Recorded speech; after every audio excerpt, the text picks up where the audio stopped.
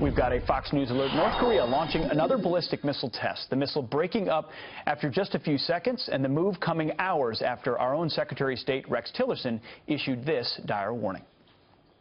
The threat of a North Korean nuclear attack on Seoul or Tokyo is real. And it is likely only a matter of time before North Korea develops the capability to strike the U.S. mainland. You've been hearing that theme as a common theme across the administration. So far, the president is not shying away from the possible use of force. And it seems most Americans agree. A Fox News poll shows that 53% of Americans support military action against North Korea. Interesting. So where does this all go from here? Here to weigh in, a great military panel we've got this morning. Former Navy SEAL Carl Higbie, former National Security Council member Jillian Turner, and former Army Intelligence Officer Andrew Peek. Welcome, all of you. Thanks for being here this morning. So the president has warned of the potential of major conflict on the Korean Peninsula. Right now, where it stands, another failed ballistic test, where do you put the situation right now?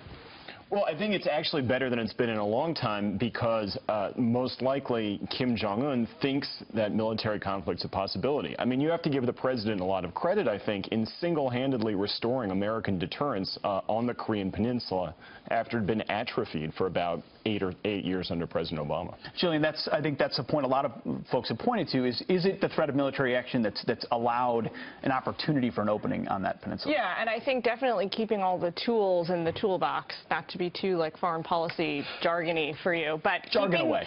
Rather than taking options off the table, we're keeping on the table, which is good. But I would say, don't everyone kill me all at once, but part of the reason why we've had success with deterring their missile launches and things like that is due to a program that President Obama began in 2014, and no one likes to give him any credit, but I would be remiss in my sort of truth-seeking duties if I didn't point that out to everybody. But the Trump administration is smartly continuing that to great success. And that may or may not be true. I'm sure it is, coming from you. But the American people also feel like it might require military action. But anyone you talk to, all of you I'm sure as well, understand the consequences and the high costs of that. Would the American people be willing to endure that if necessary? I think they're going to have to. And the problem here is this has the makings of another Pearl Harbor. I mean, we waited and waited and waited to get into the conflict in World War II. We got Pearl Harbor. Do we really want to go through that again? I sure hope not. The other thing that I'm really worried about is everyone's focused on these ballistic missiles. I'm more worried about North Korea developing this weapon incognito. We know they have 5 to 20 nuclear warheads.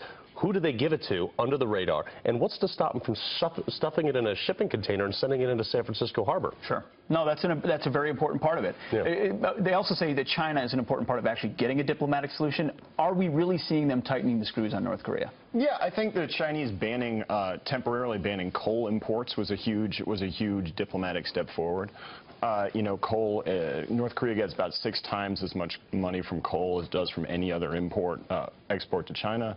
So I think that is genuinely something that Chinese have moved positively on. Jillian, another part of that poll was that 51% of the American people believe it will have to use military force or should use military force. 36% believe diplomacy. I mean, we'd all like to see a diplomatic outcome. What would that look like, brass tacks? Well, I think you're seeing that a little bit right now. You're seeing the Trump administration kind of go full throttle with diplomacy. He's been on the phone almost on a daily basis with the Chinese and Japanese and South Korean leaders this week. So we're seeing what that sort of diplomatic push looks like.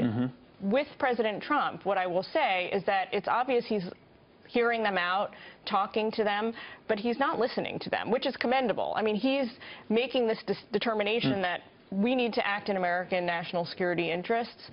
Some of those overlap quite nicely with the Chinese, but again, a nuclearized North Korea presents a bigger threat to the United States than any of North Korea's neighbors. Well, the American people seem to agree that this very same poll has 38% of Americans believing North Korea is the biggest threat we face, ISIS at 25. You agree, Carl? I do, because ISIS is not a uniformed army. Sure, they have lone wolves and things like that, but they don't have the organization or funding or means to conduct large-scale nuclear attacks. That is, unless North Korea somehow miraculously gets this nuclear weapon and ships it off to them, to the highest bidder. I mean, this is a real possibility. So I think North Korea, we have allies in the region, we have military bases in the region.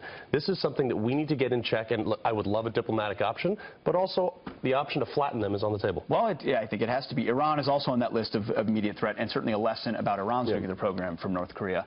Andrew, Jillian, Carl, thank you guys. Thanks, Pete. Appreciate it.